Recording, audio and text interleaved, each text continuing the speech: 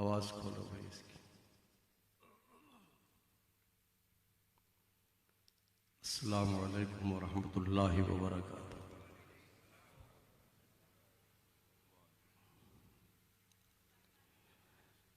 الحمد للہ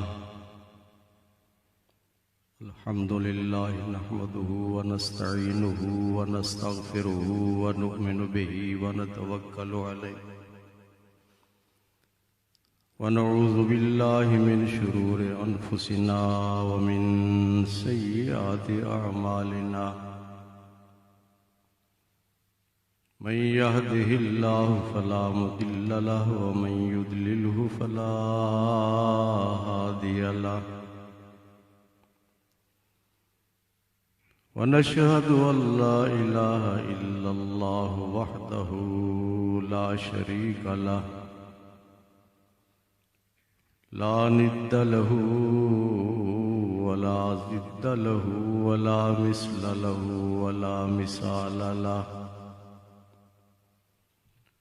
سرمدی ازلی ابدی دہری دیمومی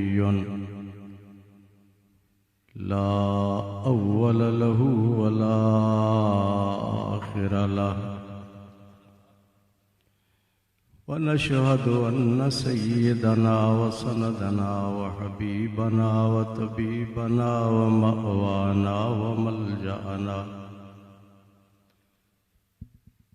در اللہ المخزون سر اللہ المکنون نور الأفئدة والعيون سرور القلب المحزون عالم ما كان وما يكون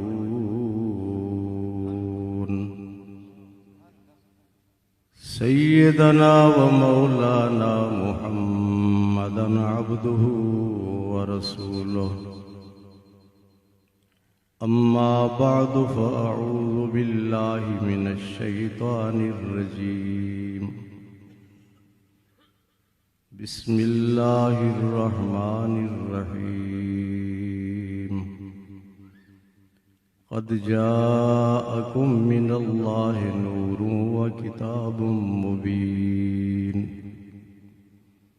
وقال تعالى في مقام آخر ألا إن أولياء الله لا خوف عليهم ولا هم يحزنون الذين آمنوا وكانوا يتقون صدق الله مولانا العظيم وبلغنا رسوله النبي الأمين الكريم. انتہائی محبت کے ساتھ بلند آواز سے درود آواز کو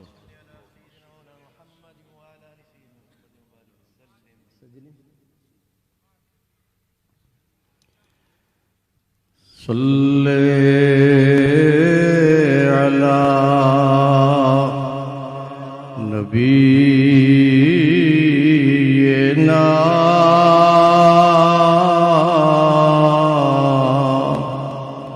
صلی علی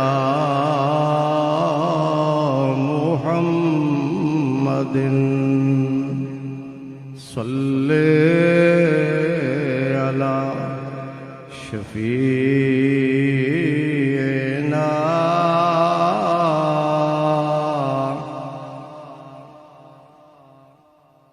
سارے محبت والے لوگ بیٹھے ہیں، درود والے لوگ بیٹھے ہیں، تو درود کیوں نہیں پڑھ رہے بھائی؟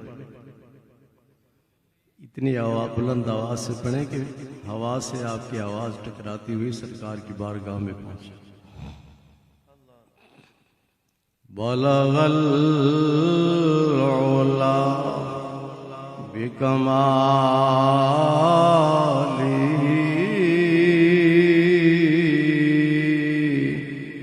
کشف الدجا بجمالہ حسنت جمیع خصالہ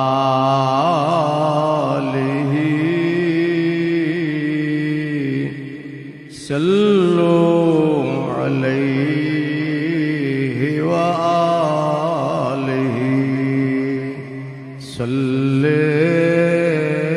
على نبينا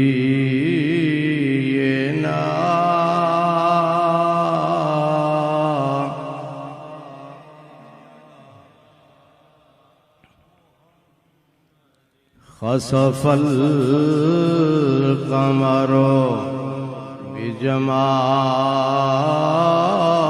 بجماله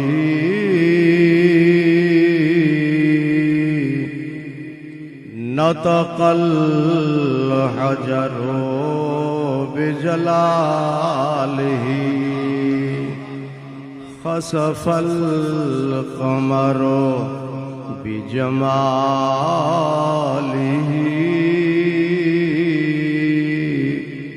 نطق الحجر بجلاله عجز البشر بكماله صلوا عليه وآله صل على نبينا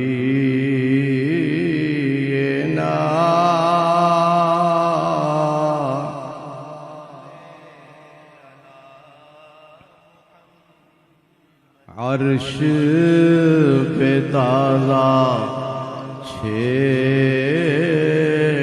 چھاڑ فرش پہ ترفع دھوم دھام کان جدھر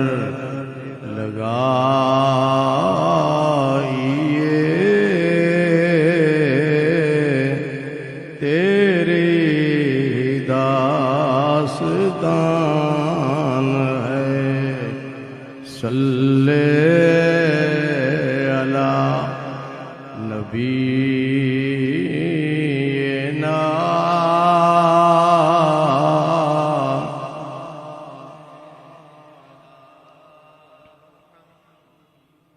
وہ جو نہ تھے تو کچھ نہ تھا وہ جو نہ ہوں تو کچھ نہ ہو وہ جان ہے جہان کی جان ہے تو جہان ہے صلی علی نبینا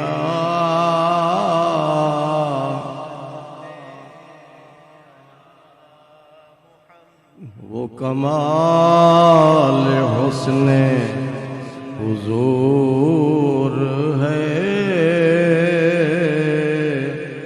کہ گمان نقص جہاں نہیں یہی پھول خار سے دور ہے یہی شمع ہے کہ دعا نہیں صلی علی نبینا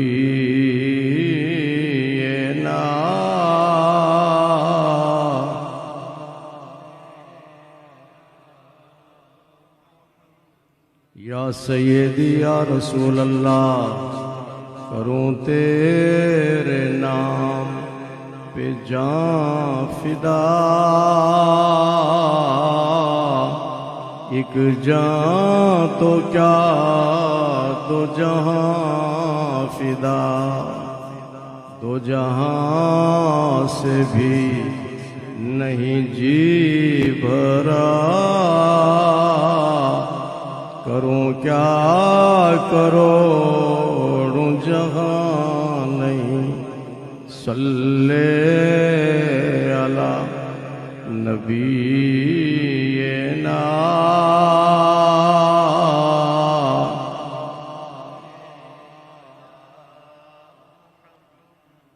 کروں مدح اہل دول رضا پڑے اس بلا میں میری بلا میں گدا ہوں اپنے کریم کا میرا دین پار انا نہیں صلی علی نبینا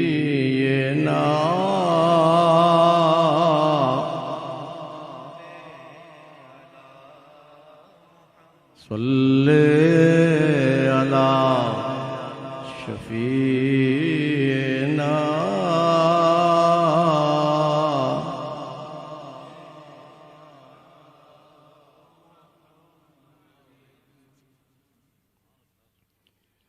میزبانان محفل جناب فیصل معین صاحب،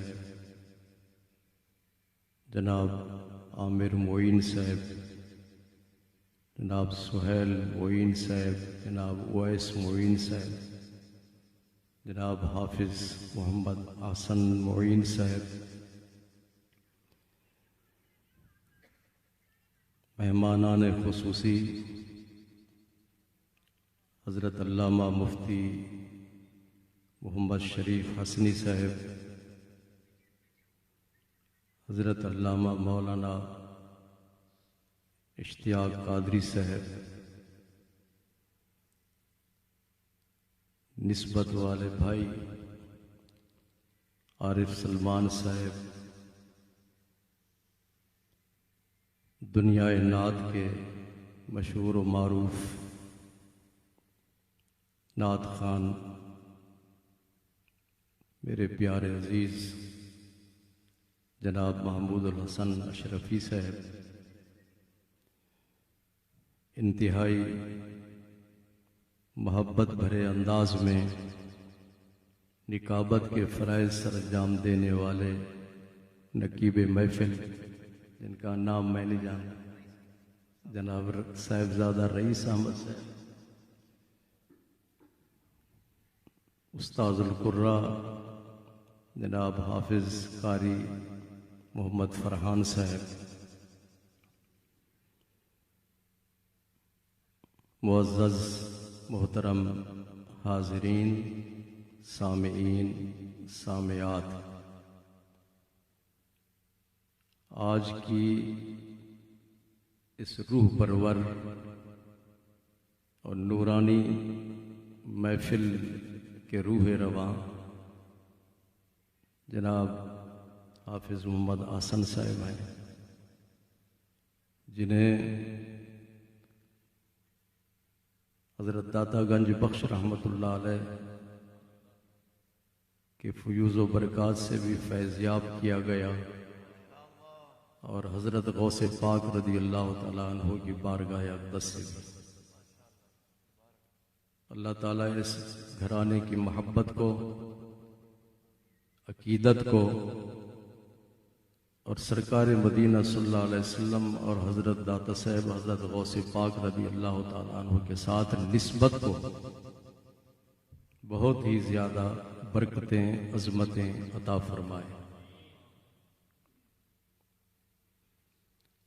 اس محفل کے دو عنوان ہیں، آپ حضرات نے دعوت نامہ پڑھ لیا ہوگا، میلاد مصطفیٰ صلی اللہ علیہ وسلم اور جشن حضرت غوث الورا رضی اللہ تعالیٰ عنہ۔ یہ دو موضوع ہیں کہ نہیں؟ تو ہر موضوع پہ بڑی تفصیلی گفتگو کئی دن تک جاری رہ سکتی ہے، وقت کی قلت ہے، تو اس قلت کو سامنے رکھتے ہوئے دونوں موضوعات پہ ایک جامع اور مؤثر گفتگو ہوگی۔ داتا حضور کی بارگاہ میں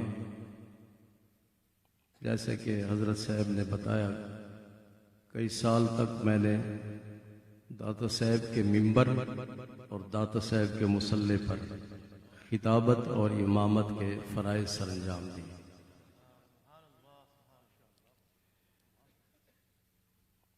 داتا صاحب کی اس عظیم مسجد میں ہر جمعہ تقریباً 20 سے 30 ہزار تک مجمع ہوتا تھا، اور مختلف قسم کے لوگ، پڑھے لکھے بھی ان پڑھ بھی، وہاں پہ حاضر ہوتے تھے اور حاضر ہوتے ہیں، اور مختلف مسالک سے تعلق رکھنے والے لوگ بھی حاضر ہوتے ہیں۔ میں نے ہمیشہ اپنے خطاب میں حضور صلی اللہ علیہ وسلم کے اس فرمان کو سامنے رکھا۔ آپ نے ارشاد فرمایا، کلم الناس علی قدر عقولہم لا علی عقولکم، لوگوں کی ذہنی سطح کو سامنے رکھتے ہوئے گفتگو کیا کرو، اپنی علمیت نہ جگایا کرو۔ کچھ حضرات ایسے ہوتے ہیں جو بڑے بھاری بھرکم الفاظ استعمال کرتے ہیں، منطقیانہ انداز میں، فلسفیانہ انداز میں گفتگو کرتے ہیں، سامنے والے لوگوں کو کچھ پتہ نہیں ہوتا کہ یہ کیا کہہ رہے ہیں۔ میری کوشش ہوتی تھی، کوشش ہوگی کہ میں جو کچھ بھی کہوں آپ کو سمجھ آ جائے اور آپ آگے لوگوں تک پہنچائیں۔ پہلی بات تو یہ ہے کہ ہم میلاد کیوں مناتے ہیں۔ مجھے بتایا گیا کہ عارف سلمان صاحب اور ان کے ساتھیوں نے محنت کی، کوشش کی، اور اس پورے علاقے میں بہت ساری جگہوں پہ میلاد شریف کی محفلیں منعقد ہوتی ہیں۔ ہم میلاد کیوں مناتے ہیں؟ جی، دوسرا یہ کہ میلاد کا فائدہ کیا ہے؟ محفلیں میلاد منانے کا فائدہ کیا ہے؟ پہلی بات یہ کہ میلاد کیوں مناتے ہیں؟ میلاد منانا سنت مصطفیٰ ہے۔ کیا ہے؟ میلاد بولیں گے، میلاد منانا یہ بدعت نہیں ہے۔ میلاد منانا بولیں سنت مصطفیٰ صلی اللہ علیہ وسلم ہے۔ حدیث پاک میں ہے، صحابہ کرام نے حضور صلی اللہ علیہ وسلم سے عرض کیا، آپ ہر پیر کو روزہ رکھتے ہیں، ہر پیر کو، پیر جانتے ہیں سوموار کا دن، انگلش میں منڈے کہا جائے گا، ہر پیر کو روزہ رکھتے ہیں، اس کی کیا وجہ ہے؟ تو حضور صلی اللہ علیہ وسلم نے کیا جواب دیا؟ ذرا غور کیجیے۔ آپ نے ارشاد فرمایا، فیہ ولدت و فیہ انزل علیہ، پیر کے دن میرا میلاد ہوا، پیر کے دن میرا میلاد ہوا، میری ولادت ہوئی، میری پیدائش ہوئی، اس لیے میں اس دن کا روزہ رکھتا ہوں۔ اور جس دن قرآن پاک کے نزول کا آغاز ہوا وہ بھی پیر کا دن تھا، تو اس لیے میں روزہ رکھتا ہوں۔ تو حضور صلی اللہ علیہ وسلم نے روزہ رکھ کر میلاد منایا کہ نہیں؟ تو میلاد منانا سنت مصطفیٰ ہے، اور مختلف صورتیں ہو سکتی ہیں اس کی، لیکن شریعت کی حدود میں رہتے ہوئے میلاد منانا چاہیے اور محافل کا اہتمام کرنا چاہیے۔ شریعت کی حدود میں رہتے ہوئے غیر شرعی حرکات نہیں ہونی چاہیے۔ بات سمجھ آ گئی؟ اس پہ اور بڑی لمبی چوڑی بات ہو سکتی ہے، لیکن وقت تھوڑا، صرف اتنی بات یاد رکھیں کہ میلاد منانا سنت مصطفیٰ صلی اللہ علیہ وسلم ہے، بدعت نہیں ہے، بدعت نہیں ہے۔ بدعت کہتے ہیں نئی چیز کو، اور نئی چیز تو نہیں ہے، حضور صلی اللہ علیہ وسلم نے خود اپنا میلاد منایا۔ دوسری بات کہ میلاد منانے کا فائدہ کیا ہے. میلاد حضرت غوث پاک نے جو یہ جو 11ویں شریف ہے نا، 11ویں شریف مناتے ہیں نا، یہ حقیقت میں میلاد مصطفیٰ ہے. حضرت غوث پاک رضی اللہ تعالی، امام یافی فرماتے ہیں الروض النذرہ میں، وہ فرماتے ہیں کہ حضرت غوث پاک رضی اللہ تعالی عنہ ہر چاند کی 11 تاریخ کو میلاد مناتے تھے. آپ کے وصال کے بعد پھر آپ کے مریدوں نے بھی یہ سلسلہ جاری رکھا. پوری دنیا میں 11ویں شریف منائی جاتی ہے اور کہا جاتا ہے غوث پاک کی 11ویں. حقیقت میں حضرت غوث پاک نے میلاد منایا. میلاد آپ نے کیوں منایا؟ فائدہ کیا ہے اس کا؟ امام قسطلانی، امام سخاوی اور دوسرے جو محدثین ہیں وہ ارشاد فرماتے ہیں کہ اس کے چند فائدے ہیں. میلاد منانے کے چند. پہلا فائدہ یہ ہے کہ جس جگہ محفل میلاد منعقد ہو اسی جگہ پر پورا سال اللہ تعالیٰ کی رحمت نازل ہوتی رہتی ہے. جی جناب شیخ وسیم صاحب بھی بڑے ماشاءاللہ متحرک ہیں اور محفل کے روح رواں ہیں. یہ اللہ تعالیٰ ان سب کی خدمات کو قبول فرمائے. تو وہ فرماتے ہیں کہ جس جگہ محفل میلاد منعقد ہو تو پورا سال اسی جگہ پر اللہ تعالیٰ کی رحمت نازل ہوتی رہتی ہے. دوسرا اس کا فائدہ یہ ہے کہ جس جگہ محفل میلاد منعقد ہو تو اللہ تبارک و تعالیٰ اس جگہ کو امن اور سلامتی عطا فرماتا ہے. وہ جگہ انتشار سے، فساد سے، بد امنی سے محفوظ ہو جاتی ہے. تیسرا اس کا فائدہ یہ ہے کہ جو لوگ محفل میلاد کا اہتمام کرتے ہیں، خرچ کرتے ہیں، اللہ تبارک و تعالیٰ ان کے رزق میں برکت فرماتا ہے، ان کے روزگار میں، ان کے کاروبار میں برکت ہوتی ہے. اور چوتھا اس کا فائدہ یہ ہے کہ جو شخص حضور صلی اللہ علیہ وسلم کا میلاد مناتا ہے تو مرتے وقت اللہ تبارک و تعالیٰ اس کو ایمان کی دولت سے سرفراز فرماتا ہے. اور پانچواں اس کا فائدہ یہ ہے کہ جو شخص میلاد منائے تو اللہ تعالیٰ اسے قبر کے عذاب سے نجات عطا فرماتا ہے. سمجھ لیا آپ؟ اس بارے میں بخاری شریف کی حدیث ہے، بخاری شریف کی روایت ہے. امام بخاری فرماتے ہیں کہ ابو لہب کو ان کے کسی رشتہ دار نے، محدثین نے فرمایا حضرت عباس نے، خواب میں دیکھا تو ابو لہب سے پوچھا قبر میں کیسا وقت گزر رہا ہے. اس نے ساری عمر تو شرک کفر میں بسر کی، اسلام قبول نہیں کیا اس نے. کس نے؟ ابو لہب نے. کفر کی حالت اور شرک کی حالت میں وہ مرا. تو خواب میں حضرت عباس نے اس کو دیکھا اور پوچھا کہ قبر میں کیسا وقت گزر رہا ہے. امام بخاری نے اس روایت کو نقل کیا ہے، وَأُمَّهَاتُكُمُ اللَّاتِي أَرْضَعْنَكُمْ. امام بخاری نے اس آیت کے تحت اس روایت کو نقل کیا ہے. ٹھیک ہے.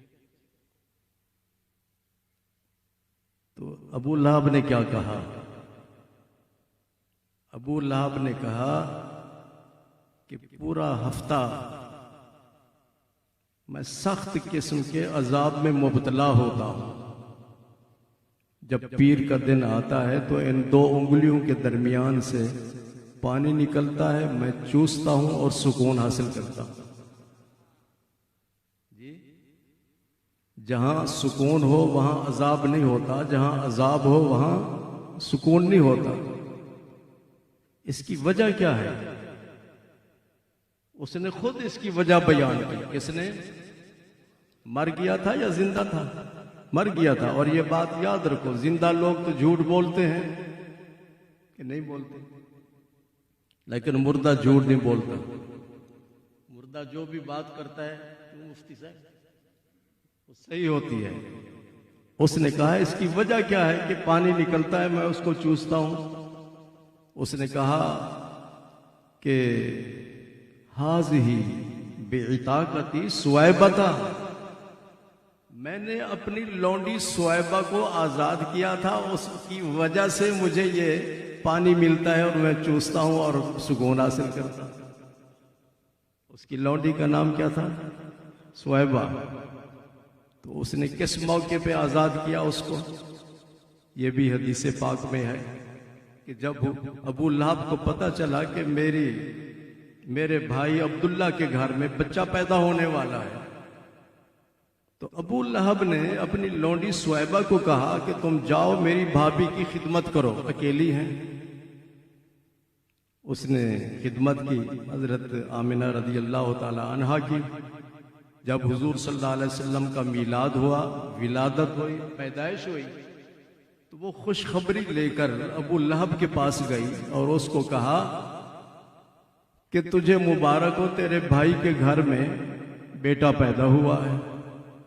ابو لہب نے خوش ہو کر اپنے بھتیجے کے میلاد، اپنے بھتیجے کی ولادت، اپنے بھتیجے کی پیدائش پر خوش ہو کر انگلی اٹھائی اور اس نے کہا انت عتیقۃ منی، جاؤ میں نے تجھے آزاد کر دیا، جاؤ میں نے تجھے آزاد کر دیا. تو ولادت مصطفیٰ کی خبر سن کر ابو لہب نے اپنی 1000 درہم والی لونڈی کو، قیمتی لونڈی کو آزاد کیا. تو اس آزادی کی وجہ سے ابو لہب کہتا ہے کہ میں نے ہاذہی بعتاقتی سویبتا، کہ میں نے اس لونڈی کو آزاد کیا تھا تو اس کے بدلے میں قبر میں ان دونوں انگلیوں کے درمیان سے پانی نکلتا ہے، میں اس کو چوستا ہوں اور سکون حاصل کرتا ہوں. معلوم یہ ہوتا ہے کہ میلاد مصطفیٰ منانے کا ایک فائدہ یہ ہے کہ رحمتیں نازل ہوتی رہتی ہیں، دوسرا فائدہ یہ ہے کہ امن اور سلامتی حاصل ہوتا ہے، تیسرا فائدہ یہ ہے کہ روزگار میں برکت ہوتی ہے، رزق میں برکت ہوتی ہے، اور چوتھا اس کا فائدہ یہ ہے کہ خاتمہ ایمان پر ہوتا ہے، اور پانچواں اس کا فائدہ یہ ہے کہ اللہ تبارک و تعالی عذاب قبر سے نجات عطا فرماتا ہے. میرے رب نے ارشاد فرمایا قد جاءکم من اللہ نور، تمہارے پاس اللہ کی طرف سے نور آیا، وکتاب مبین، اور روشن کتاب. نور سے مراد کیا ہے؟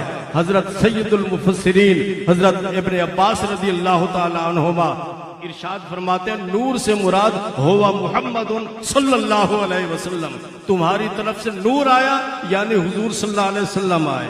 اللہ تبارک و تعالی نے آپ کو نورانیت عطا فرمائی، بے مثل نورانیت ہے، اور آپ بشر بھی ہیں، ہم آپ کی بشریت کا انکار نہیں کرتے، لیکن آپ کی بشریت بے مثل بشریت ہے، نورانیت بھی بے مثل ہے اور بشریت بھی بے مثل ہے. اور ہم بھی بشر ہیں، ہماری حالت یہ ہے کہ ہمارے جسم کا سایہ ہے لیکن آقا کریم کے جسم کا سایہ نہیں تھا. ہمارے لعاب میں بیماری کے جراثیم ہیں اور لعاب مصطفیٰ میں شفا ہی شفا ہے. ہمارے پسینے سے بدبو نکلتی ہے اور آپ کے پسینے کی جو خوشبو تھی اس کا کستوری اور عنبر بھی مقابلہ نہیں کر سکتے تھے. معلوم ہوا آپ کی بشریت بھی بے مثل ہے اور آپ کی نورانیت بھی بے مثل ہے. جتنے فرشتے ہیں سب نور ہیں. آقا کریم صلی اللہ علیہ وسلم جب معراج کی رات تشریف لے گئے تو سدرۃ المنتہا پہ پہنچے، جبریل ساتھ تھا، آگے بڑھنے لگے تو آپ نے ارشاد فرمایا جبریل میرے ساتھ چلو. عرض کرتے ہیں لو دنوت ان بلۃ اللہ ترکت، اگر میں ایک پوٹے کے برابر بھی اوپر پرواز کروں تو میں جل جاؤں گا. آفاق رہا، اس نے کہا، اس نے حضرت جبریل نے کہ میں آگے نہیں جا سکتا، تو حضور صلی اللہ علیہ وسلم آگے تشریف لے گئے. آپ کی نورانیت فرشتوں والی نورانیت نہیں، نورانیت بھی بے مثل ہے. اس نورانیت کا یہ عالم کہ آپ لامکان پہ پہنچے اور رب کا دیدار کیا. جی اللہ اکبر. طائف میں تھے تو جسم زخمی ہو گیا، خون نکل رہا ہے کہ نہیں؟ خون نکل رہا ہے. اور جب آپ طائف سے واپس آئے اور آپ کے پاس جبریل آئے کہ اللہ تعالیٰ نے پیغام دیا ہے ان اللہ اشتاق الی لقائک یا رسول اللہ، اللہ نے پیغام بھیجا ہے آپ کے پاس.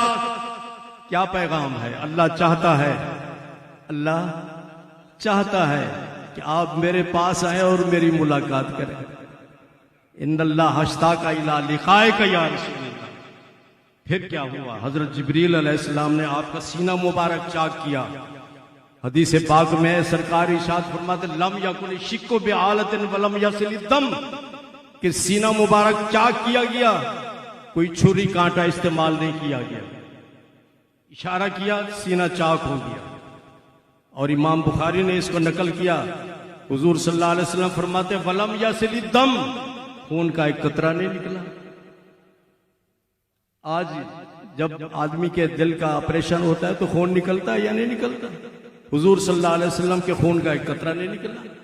بابا جی طائف میں خون نکل رہا ہے اور یہاں خون کا ایک قطرہ بھی نہیں، اس کی وجہ کیا ہے؟ طائف میں بشریت غالب تھی، نورانیت مغلوب تھی جی، اور اس یہاں معراج والی رات نورانیت غالب تھی اور بشریت مغلوب تھی، اسی لیے زمین سے آپ لامکاں پہ پہنچے۔ وہی لامکاں کے مکی ہوئے، سر عرش تخت نشی ہوئے جی، وہ نبی ہیں جن کے ہیں یہ مکان، وہ خدا ہے جس کا مکان نہیں۔ تو اللہ تعالیٰ نے ارشاد فرمایا تمہارے پاس نور آیا۔ کون آیا؟ حضرت محمد مصطفیٰ صلی اللہ علیہ وسلم۔ حضرت اعلیٰ حضرت رحمت اللہ علیہ نے ارشاد فرمایا تیری نسل پاک میں ہے بچہ بچہ نور کا، تو ہے عین نور، تیرا سب گھرانہ نور کا۔ امام بخاری جانتے ہیں، امام بخاری کے استاذ کے استاذ، امام بخاری کے استاذ کے استاذ حضرت محدث عبد الرزاق رضی اللہ تعالیٰ عنہ، جنہوں نے کئی جلدوں میں حدیث کی کتاب لکھی، آپ نے ایک روایت نقل کی ہے، ایک حدیث نقل کی ہے، اس حدیث کے راوی ہیں حضرت جابر، حضور صلی اللہ علیہ وسلم کی خدمت میں حاضر ہیں۔ اور یہ بات یاد رکھو، جب بھی کوئی صحابی حضور صلی اللہ علیہ وسلم سے سوال کرتا تھا، وسیم صاحب ادھر دیکھیں، جب بھی کوئی صحابی حضور صلی اللہ علیہ وسلم سے سوال کرتا تھا تو ان کا تقیہ کلام کیا ہوتا تھا؟ عرض کرتے تھے فدا کا ابی و امی یا رسول صاحبزادہ صاحب، فدا کا ابی و امی یا رسول اللہ، میرے ماں باپ آپ پر قربان ہوں، میرے ماں باپ آپ پر قربان ہوں۔ اخبرنی عن اول شیء خلقہ اللہ قبل جمیل اشیاء، پیارے مجھے یہ بتائیں کہ ساری کائنات سے پہلے رب نے کس چیز کو پیدا کیا؟ تو حضور صلی اللہ علیہ وسلم نے یہ نہیں فرمایا کہ ٹھہر جاؤ، جبریل آئیں گے میں ان سے پوچھ کر بتاؤں گا۔ جیسا کہ 14ویں صدی کا ملا کہتا ہے کہ جب تک جبریل نہیں آتا تھا حضور صلی اللہ علیہ وسلم کو کسی بات کا پتہ نہیں چلتا تھا۔ یہ نظریہ بالکل باطل اور غلط ہے۔ حضور صلی اللہ علیہ وسلم اپنے علوم کی تکمیل میں جبریل کے محتاج نہیں تھے، جبریل آپ کا محتاج تھا۔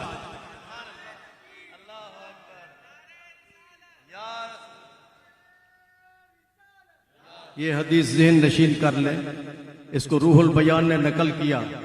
حضور صلی اللہ علیہ وسلم کی خدمت میں جبریل علیہ السلام حاضر ہوتے ہیں، عرض کرتے ہیں کاف، کاف ہا یا عین صاد، عرض کرتے ہیں کاف، فرمایا علم تو میں جانتا ہوں، عرض کیا ہا، فرمایا علم تو میں جانتا ہوں، عرض کیا یا، فرمایا علم تو میں جانتا ہوں، عرض کیا عین، فرمایا علم تو میں جانتا ہوں، عرض کیا صاد، فرمایا علم تو میں جانتا ہوں۔ الف لام میم سنا ہے کہ نہیں؟ سارے ترجمے اٹھا کے دیکھ لو، اس کا معنی نہیں لکھا ہوا، اس کا معنی ذالک الکتاب کا معنی ہے، لیکن الف لام میم کا معنی نہیں ہے۔ اسی طرح الف لام را، اس کا معنی نہیں، حامیم عین سین کاف کا معنی نہیں، حامیم کا معنی نہیں، نون کا معنی نہیں، یاسین کا معنی نہیں، الف لام را کا معنی نہیں، حامیم عین سین کاف کا معنی نہیں۔ جبریل حیران ہے، عرض کرتے ہیں یا رسول اللہ صلی اللہ علیہ وسلم، قرآن کو لانے والا میں ہوں، کاف ہا یا عین صاد کو لانے والا میں ہوں، میں اس کا معنی نہیں جانتا، آپ کو کیسے پتہ چل گیا؟ جی الحمد سے لے کر بناس تک کون قرآن لایا؟ کہاں عارف سلمان صاحب؟ کیوں جی؟ الحمد سے لے کر بناس تک پورا قرآن کون لے کر آیا؟ جبریل علیہ السلام۔ تو جبریل عرض کرتے ہیں یا رسول اللہ میں کاف آیا عین صاد کا معنی نہیں جانتا، آپ کیسے جانتے ہیں؟ آپ نے ارشاد فرمایا جبریل سن لو، ھذا سر بینی و بین ربی، یہ میرے اور میرے رب کے درمیان راز کی بات ہے۔ تم میرے پاس الفاظ قرآن لاتے ہو اور ان الفاظ کے معنی، ان کے مطالب، ان کے حقائق، ان کے دقائق، ان کے اسرار، ان کے رموز، ان کے اندر جو کچھ چھپا ہوا ہے وہ رب کائنات براہ راست میرے دل پر القا اور الہام فرماتا ہے۔ میں تیرا محتاج نہیں، میں اپنے رب کا محتاج ہوں۔ رب نے کیا فرمایا؟ وَعَلَّمَكَ مَا لَمْ تَكُنْ تَعْلَمْ وَكَانَ فَضْلُ اللَّهِ عَلَيْكَ عَظِيمًا۔ میں نے آپ کو ان تمام چیزوں کا علم عطا فرما دیا جو آپ نہیں جانتے تھے۔ اللہ فرماتا ہے میں نے ان تمام چیزوں کا آپ کو علم عطا فرمایا جو آپ نہیں جانتے تھے۔ ایک بات میں علماء کے سامنے رکھنا چاہتا ہوں، آپ کے لیے نہیں، علم کا معنی ہے جاننا۔ ایک مولوی صاحب نے کہا کہ جی حضور صلی اللہ علیہ وسلم کو فلاں چیز کا علم نہیں تھا، فلاں چیز کا علم نہیں تھا، فلاں چیز کا علم نہیں تھا۔ میں نے کہا رب کے ساتھ مقابلہ کرتے ہو؟ رب تو کہتا ہے جو آپ نہیں جانتے تھے میں نے ان تمام چیزوں کا علم آپ کو دے دیا۔ رب کہتا ہے علم کا معنی ہے جاننا۔ میں نے اس سے سوال کیا، وہ منطقی سوال ہے۔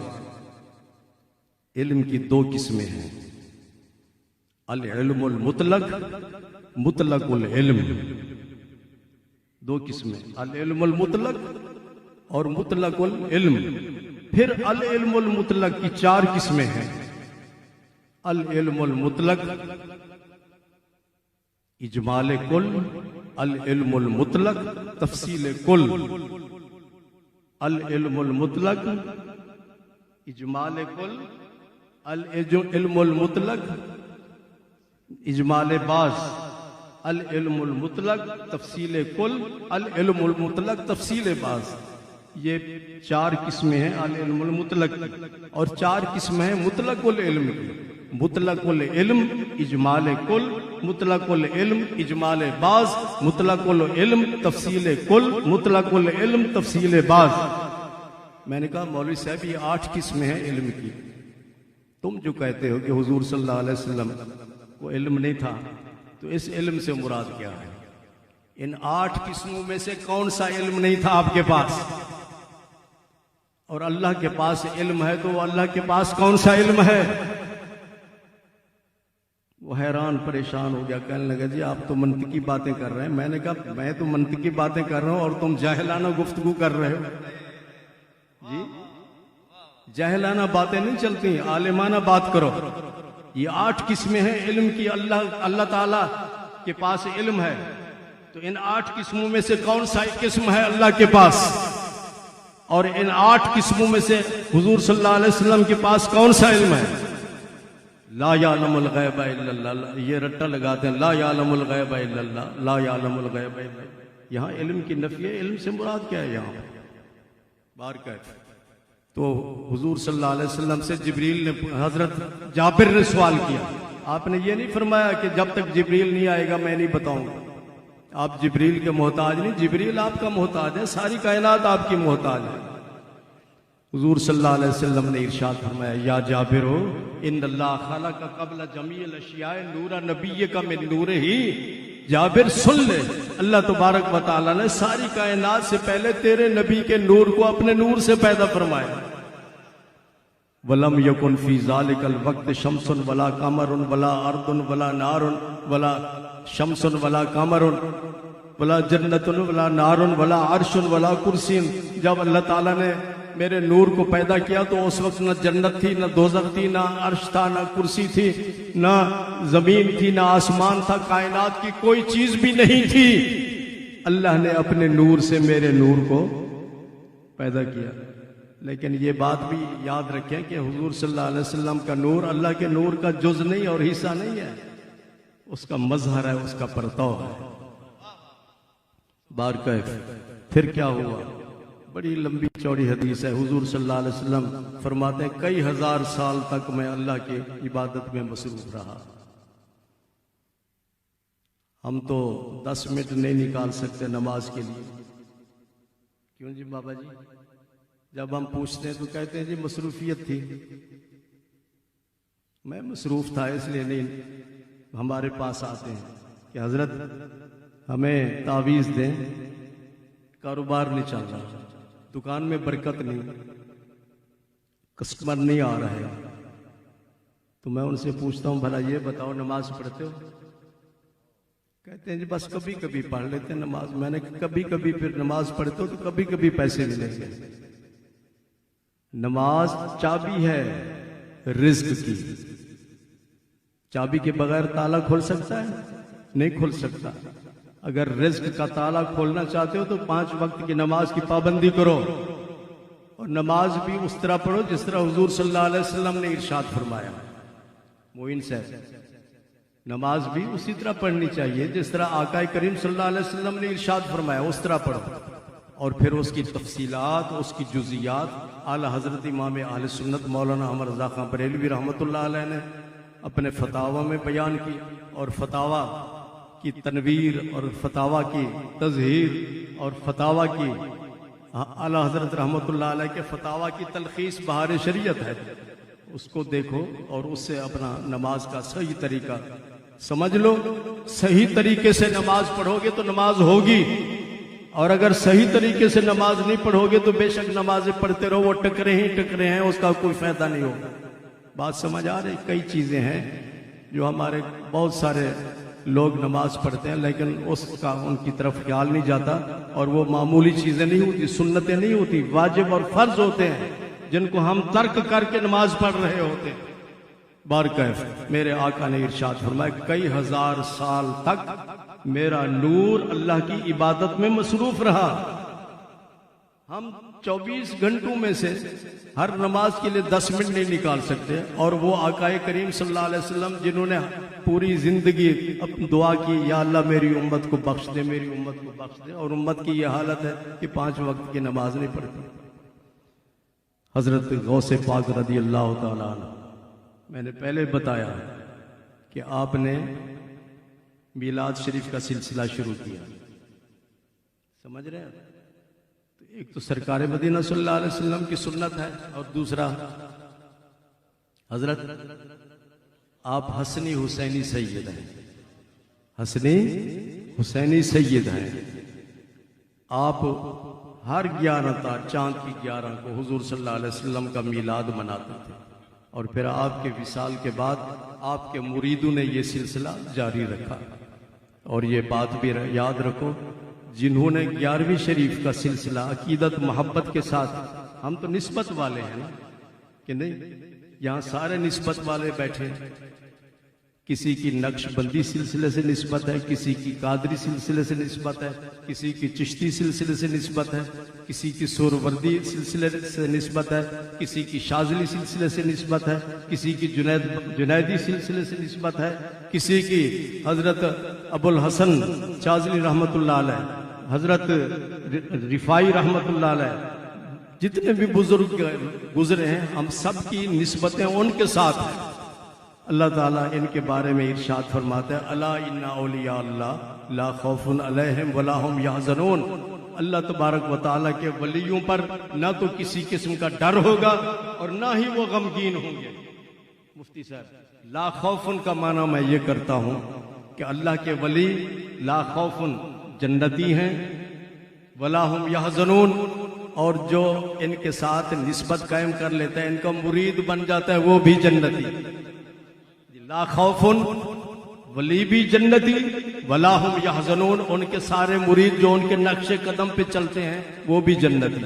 اللہ تعالیٰ نے پہلے ہی بتا دیا. سمجھ لیا؟ تو حضرت غوث پاک رضی اللہ تعالیٰ عنہ، آپ دینی تعلیم حاصل کرنے کے لیے، یہ کہاں کے رہنے والے تھے حضرت غوث پاک؟ کہاں کے؟ جیلان کے. اس کو عربی میں جیلان کہتے ہیں، اور اردو اور فارسی میں اس کو گیلان کہتے ہیں. کیا؟ یا کئی خاندان ہیں، کئی جیلانی لکھتے ہیں، کئی گیلانی لکھتے ہیں. گیلانی اور جیلانی ایک ہی بات ہے. تو حضرت غوث پاک رضی اللہ تعالی عنہ ایران کے صوبہ خراسان کے علاقہ جیلان کے ساتھ ان کا تعلق تھا. گیلان کے ساتھ جی عربی نہیں تھے آپ، اجمی تھے. کیا تھے؟ اجمی. یہ سارے ایرانی کیا ہیں؟ اجمی ہیں، عربی نہیں ہے. یہ عرب ملکوں سے ان کا تعلق نہیں ہے. تو حضرت غوث پاک رضی اللہ تعالیٰ عنہ کی والدہ صاحبہ نے آپ کو دینی تعلیم حاصل کرنے کے لیے بغداد شریف بھیجا. اور یہ بات یاد رکھو کہ آپ مادرزاد ولی ہیں، پیدائشی ولی. کچھ ولی بنتے ہیں مجاہدات سے، ریاضت کر کے، محنت کر کے، چلے کر کے، جی وظائف پڑھ کر، اوراد پڑھ کر وہ ولی بنتے ہیں. اور کئی ولی ہوتے ہیں جو پیدائشی والدہ کے پیٹ سے ہی جب پیدا ہوتے ہیں تو ولی ہوتے ہیں. حضرت غوث پاک رضی اللہ تعالیٰ عنہ پیدائشی ولی. چاند ہمارے ہاں خاص طور پر ماہ رمضان کے چاند اور عید الفطر کے چاند پہ جھگڑا ہوتا ہے کہ نہیں؟ تو اس وقت بھی جھگڑا ہوتا تھا. تو لوگ پوچھتے تھے کہ ماہ رمضان کا چاند نظر آیا کہ نہیں؟ تو پھر اس کو کہا جاتا تھا کہ بھی سادات کے گھر میں ایک بچہ پیدا ہوا ہے، جاؤ پتہ کرو اس نے آج دن کو دودھ پیا یا نہیں پیا. تو حضرت غوث پاک رضی اللہ تعالیٰ عنہ دن کو بتاتے تھے کہ آج آپ نے دودھ نہیں پیا، تو ان کو پتہ چل جاتا تھا کہ آج ماہ رمضان شروع ہو چکا ہے. تو حضرت غوث پاک رضی اللہ تعالیٰ عنہ علم حاصل کرنے کے لیے کہاں گئے؟ بغداد شریف. تو معلوم یہ ہوا کہ قرآن اور حدیث کے علم کو حاصل کرنا اللہ کے ولیوں کی سنت ہے. اور پھر حضرت غوث پاک ارشاد فرماتے ہیں درست العلم حتی صرت قطباً ونلت السعد من مولا الموالی. آپ ارشاد فرماتے ہیں یہ بات یاد رکھو، ولایت کے کئی درجے ہیں. ولایت کے کئی درجے ہیں. ولایت کا درجہ غوثیت ہے، قطبیت ہے، ابدالیت ہے، اور اس طرح کے مختلف. تو آپ ارشاد فرماتے ہیں آپ مادرزاد ولی تو تھے لیکن درجات پھر بڑھتے رہتے ہیں. میں نے علم حاصل کیا قرآن اور حدیث کا تو میں کتب بن گیا. اللہ اکبر. آپ اپنی طالب علمی کا ایک واقعہ بیان فرماتے ہیں، وہ ہم سب کے لیے ایک مشعل راہ ہے. آپ ارشاد فرماتے ہیں کہ میں بغداد کے مدرسہ جامعہ نظامیہ میں تعلیم حاصل کر رہا تھا. ہمیں پتہ چلا کہ فلاں مسجد میں ایک بزرگ رہتے ہیں، ایک اللہ کے ولی رہتے ہیں. ان کی کرامت یہ ہے کہ وہ بیٹھے بیٹھے نظروں سے غائب ہو جاتے ہیں. نظروں سے پتہ نہیں چلتا کہ وہ کدھر چلے گئے.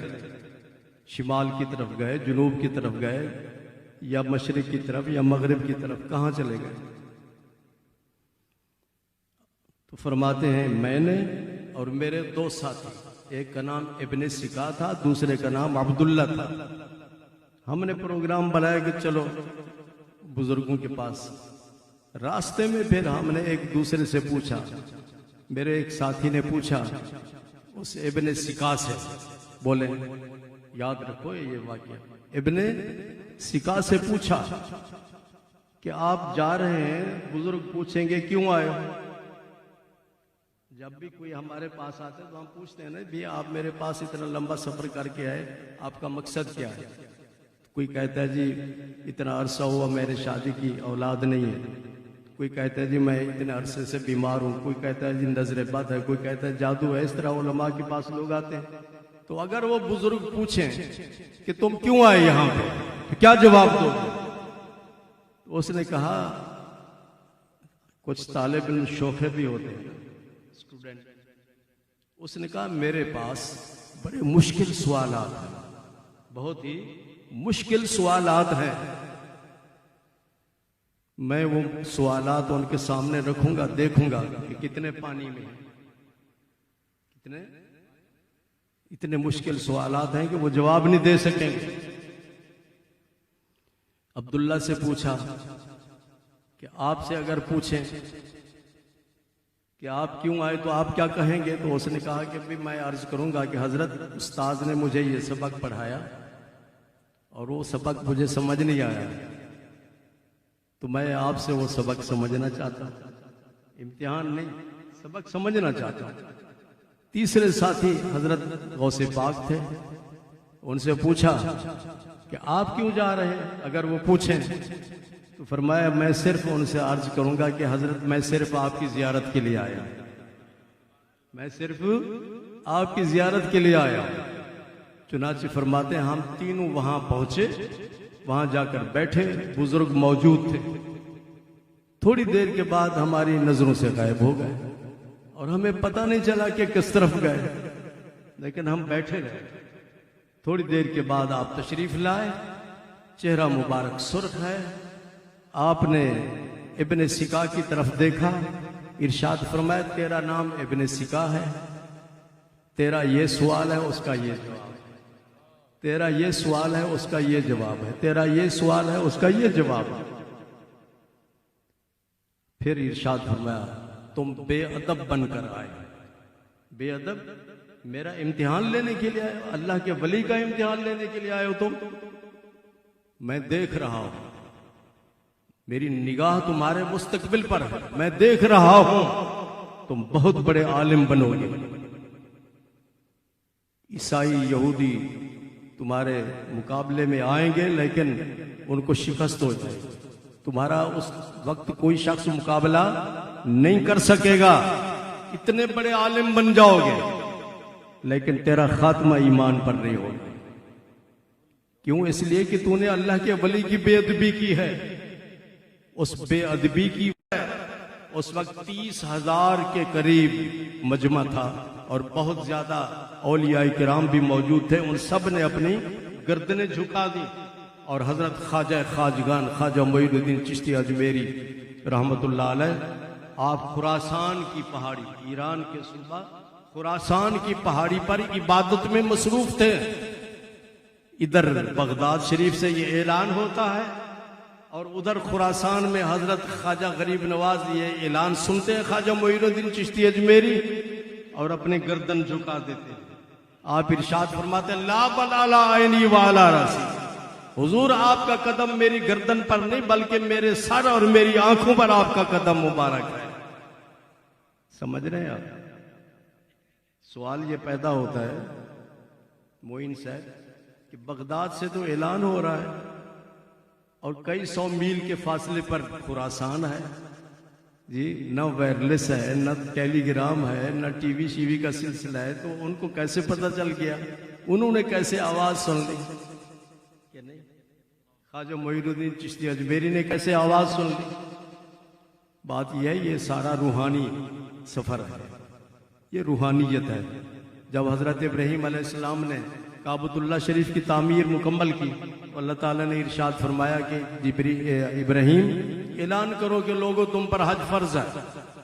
عرض کیا کہ یا اللہ، جو مکے کے رہنے والے ہیں وہ تو میری آواز سن لیں گے اور قیامت تک آنے والے لوگوں تک میری آواز کیسے پہنچے گی؟ اور اس وقت جو دوسرے ملکوں میں لوگ رہتے ہیں وہاں کیسے پہنچے گی آواز؟ تو اللہ تعالیٰ نے ارشاد فرمایا کہ ابراہیم آواز دینا تمہارا کام ہے، آواز کو پہنچانا ہمارا کام ہے۔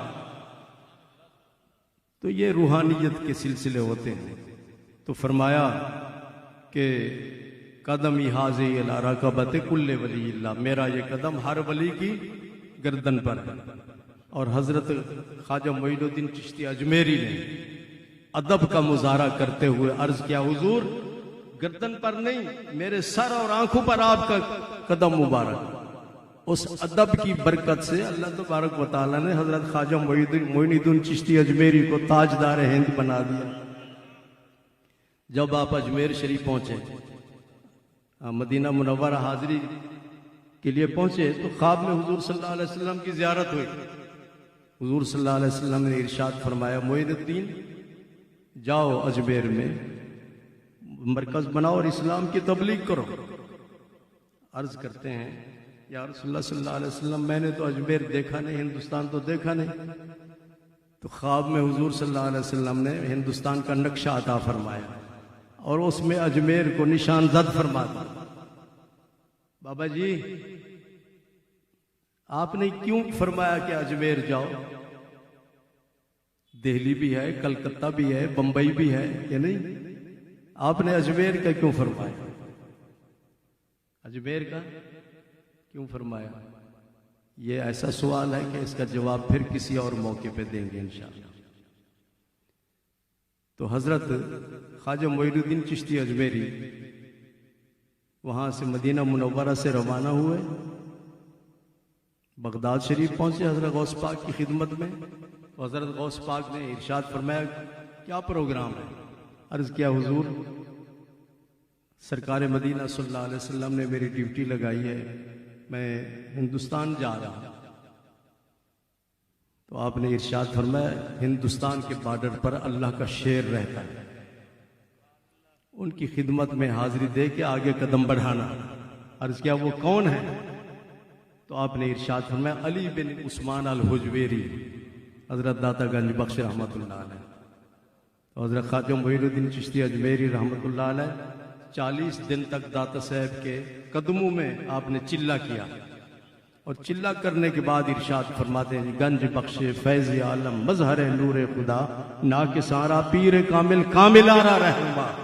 گنج بخش فرماتے ہیں خزانہ لٹا رہے ہیں۔ کیا؟ ایک آدمی وہاں بیٹھا رہا کئی دن، بے روزگار تھا، میں داتا صاحب سے کچھ لے کر جاؤں گا، ویسے نہیں جاؤں۔ کئی دن گزر گئے، پتہ نہیں 40 دن یا 3 مہینے یا 4 مہینے گزر گئے۔ تو ایک شخص آیا بزرگ آدمی، تو اس نے کہا کیا مسئلہ ہے، کیوں بیٹھے ہو؟ تو انہوں نے کہا جی میں بے روزگار ہوں، غریب آدمی ہوں، میں داتا صاحب کی خدمت میں حاضر ہوں کہ آپ گنج بخش ہیں، خزانہ لٹا رہے ہیں، کچھ تو دے دیں مجھے جی۔ تو اس بزرگ نے ٹکڑا دیا کہ جاؤ جا خرچ کرو اور اس سے کاروبار چلاؤ۔ میں نام نہیں لینا چاہتا اس آدمی کا۔ اللہ تبارک و تعالیٰ نے اس کو اتنا عطا فرمایا کہ جتنا سونا اس کے پاس ہے کسی کے پاس نہیں۔ حضور صلی اللہ علیہ وسلم کا کرم ہے ان ولیوں پر۔ حضرت اور امام غزالی کہتے ہیں میں یستمد فی حیات ہی یستمد بعد ممات ہی۔ وہ فرماتے امام غزالی جس سے دنیا میں جس سے مدد مانگی جائے، جب وہ اس دنیا سے رخصت ہو جائے پھر بھی اس سے مدد مانگو جی۔ کہتے ہیں جی یہ کیا بزرگوں سے آپ مدد مانگتے ہیں، یہ تو کچھ نہیں دے سکتے۔ امام غزالی سے پوچھیں، ایک جماعت کے پاس ایک انگریز آیا، متاثر ہوا، اس جماعت سے متاثر ہو کر اس نے اسلام قبول کیا۔ اسلام قبول کرنے کے بعد اس نے کہا میرا ایک سوال ہے میرا، اور وہ سوال یہ ہے کہ اللہ تعالیٰ نے قرآن مجید میں ارشاد فرمایا کہ جب حضرت سلیمان علیہ السلام کو اطلاع دی گئی، حافظ جی، حضرت سلیمان علیہ السلام کو جب اطلاع دی گئی کہ یمن کے ملک پر ایک خاتون حکومت کر رہی ہے جس کا نام بلقیس ہے، اور اس کا بہت بڑا تخت ہے جس پہ سونا چاندی۔ آپ علماء کی باتیں نہیں نہ سنتے، اتنے بڑے علم کے سمندر بیٹھے ہیں مفتی شریف صاحب، مولانا اشتیاق صاحب، آپ جایا کریں ان سے استفادہ حاصل کیا کریں۔ آپ جمعہ کے لیے کب جاتے ہیں؟ جب خطبہ ہو رہا ہوتا ہے، تقریر نہیں سنتے، کتاب نہیں سنتے، مسئلے مسائل نہیں سنتے، مصروف اتنے ہوئے ہیں آپ لوگ، تو پھر کیا آپ کو حاصل؟ اگر باہر کوئی آدمی پوچھے، غیر مسلم آپ سے پوچھے عارف صاحب کہ جی سلیمان علیہ السلام کہاں تھے اس وقت جب ہدہد نے ان کو خبر دی؟ حضرت سلیمان علیہ السلام فلسطین میں تھے۔ کہاں تھے؟ اور وہ ملکہ کہاں تھی؟ بولو آپ صاحب، یمن میں تھی۔ فاصلہ کتنا تھا؟ 2500 کلومیٹر، 2500 فلسطین سے یمن، یہ فاصلہ تھا۔ یمن سے فلسطین سے یمن جانا اور یمن سے فلسطین آنا، یہ 5000 کلومیٹر بنتا ہے ٹوٹل۔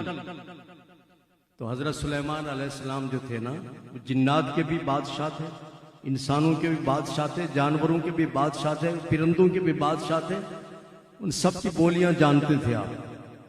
مجمع اس طرح لگا ہوا ہے، اس میں جنات بھی موجود ہیں، انسان بھی موجود ہیں، سب بیٹھے ہوئے ہیں. تو حضرت سلیمان علیہ السلام نے، قرآن کہتا ہے، میں نہیں کہتا، قرآن کہتا ہے ایکم یاتینی بعرشہا، کون ہے جو بلقیس کے تخت کو یمن سے اٹھا کر میری خدمت میں پیش کرے؟ کس نے کہا؟ سلیمان علیہ السلام نے اپنے سارے مجمع کو دعوت دی کہ کون ہے جو اس کا تخت اٹھا کر میری خدمت میں پیش کرے. قرآن کہتا ہے قال عفریت من الجن، کہتے ہیں جی یہ جو سنی بریلوی ہے ان کو قرآن نہیں آتا. الحمدللہ قرآن آتا بھی ہے، قرآن کی حقیقت کو بھی جانتے ہیں، قرآن کے پیغام کو بھی جانتے ہیں. تو اس نے قال عفریت من الجن، جنات کا جو بہت بڑا جن تھا، اس نے کہا میں اس کا تخت لے کر آتا ہوں قبل ان تقوم من مقامک، آپ کی مجلس محفل برخاست ہونے سے پہلے آپ کی خدمت میں پیش کر دوں گا. آپ کا آفس ٹائم تھا 4 گھنٹے، ہمارا آفس ٹائم 8 گھنٹے، اور حضرت سلیمان علیہ السلام کا آفس ٹائم 4 گھنٹے تھا. تو اس نے کہا میں 4 گھنٹے سے پہلے آپ کی خدمت میں پیش کر دوں گا. آپ نے فرمایا نہیں، یہ ٹائم زیادہ ہے، یہ ٹائم زیادہ ہے. قرآن کہتا ہے وقال الذی عندہ علم من الکتاب. بابا جی سمجھ آ رہی ہے بات؟ اللہ فرماتا ہے ایک شخص اٹھا جس کے پاس اللہ کی کتاب کا علم تھا. اللہ کی، ہمارے پاس کون سی کتاب ہے؟ قرآن. تورات بھی اللہ کی کتاب، انجیل بھی اللہ کی کتاب، زبور بھی اللہ کی کتاب. تو قرآن کہتا ہے وقال الذی عندہ علم من الکتاب. ایک شخص اٹھا جس کے پاس کتاب الہی کا علم تھا، وہ ولی اللہ تھا. وہ کیا تھا؟ اور یہ بات یاد رکھو کہ جو تعویذ لکھنا شروع کرتے آپ کہتے ہیں جی یہ تو بڑے پہنچے ہوئے ہیں، بڑے مرشد ہیں، بڑے پیر ہیں. ڈاکٹر وہ بنتا ہے جس نے MBBS کیا ہو کہ نہیں، اور وکیل وہ بنتا ہے جس نے LLB کیا ہو، اور پروفیسر وہ بنتا ہے جس کے پاس ماسٹر ڈگری ہو. میٹرک والا پروفیسر لگ سکتا ہے کالج میں یا یونیورسٹی میں؟ بولو بھائی. تو اسی طرح کوالیفیکیشن، پیر کی بھی کوالیفیکیشن ہے، قرآن نے بیان کی کہ قرآن کتاب الہی کا اس کے پاس علم ہو. یہ جتنے تعویذ گنڈے والے لوگ بیٹھے ہیں ان سے اگر پوچھیں کہ جی دعائیں کرو سنائیں، نہیں سنا سکتے. نماز جنازے کی دعا سنائیں، نہیں سنا سکتے. ان سے کہیں کہ سورۃ فاتحہ کا ترجمہ سنا تو نہیں سنا سکتے. پھر پیر کیسے بن گئے؟ تو اللہ فرماتا ہے جس کے پاس کتاب الہی کا علم تھا، اس کا نام تھا آصف بن برخیہ. کیا؟ آصف بن برخیہ ولی اللہ تھا. اس ولی اللہ نے کہا حضرت مجھے اجازت دیں، آپ کی پلک جھپکنے سے پہلے تخت پیش کر دوں گا. پلک، اور یہ حافظ جی پلک جھپک دیا کتنا ٹائم لگتا ہے؟ 1 سیکنڈ. اس نے یہ نہیں کہا سیکنڈ میں،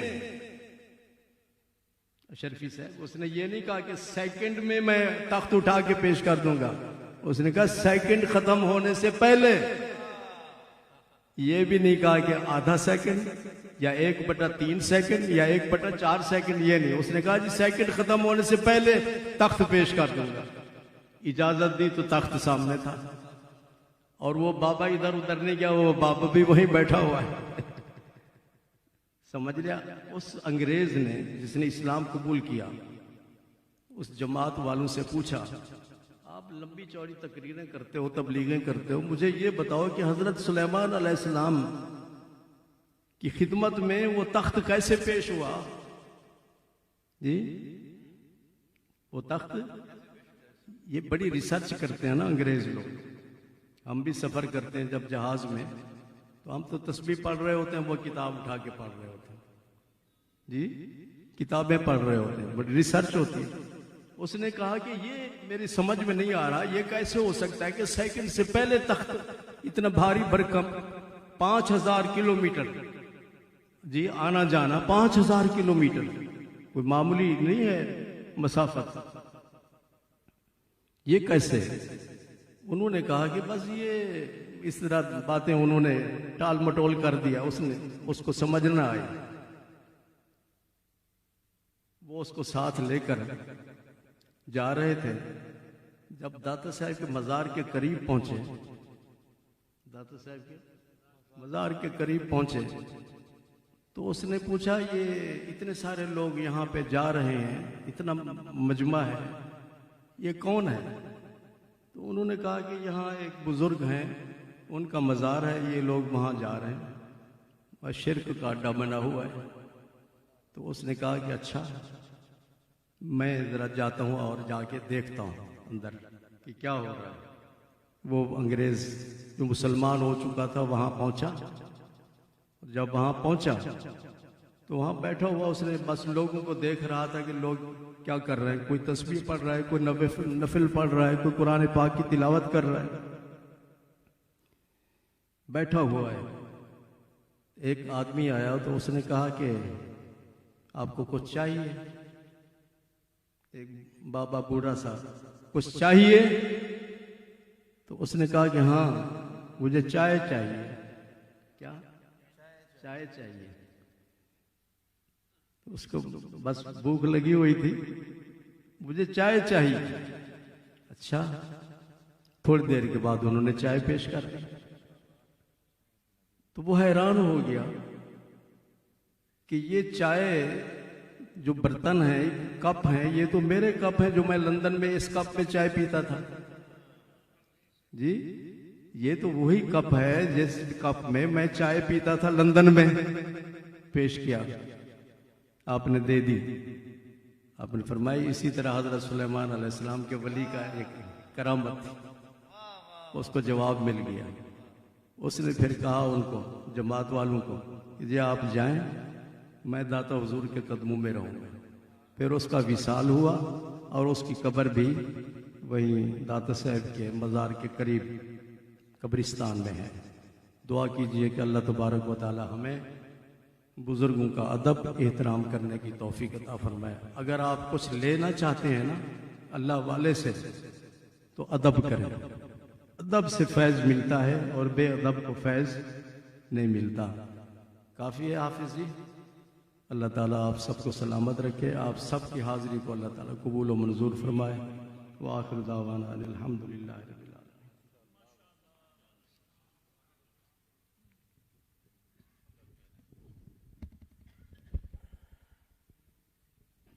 سبحان اللہ سبحان اللہ. یہ حضرت قبلہ بیان فرما رہے تھے اور حضور فیض عالم کا فیض لٹا رہے تھے. سید حجویر مخدوم امم، سید حجویر مخدوم امم، مرقد او پیر سنجر راہ رو، مرقد او پیر سنجر راہ رم. اقبال نے حضور داتا گنج بخش علی حجویری رحمۃ اللہ تعالی علیہ کی بارگاہ میں بہت ہی خوبصورت انداز میں یہ شعر پیش کیا، اور بھی اشعار ہے.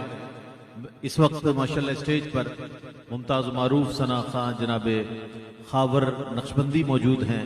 میں ان سے گزارش کروں گا کہ اپنی عقیدتیں اور محبتیں سرکار علیہ الصلوۃ والسلام کی بارگاہ میں پیش کرنے کی سعادت حاصل کریں. جناب خاور نقشبندی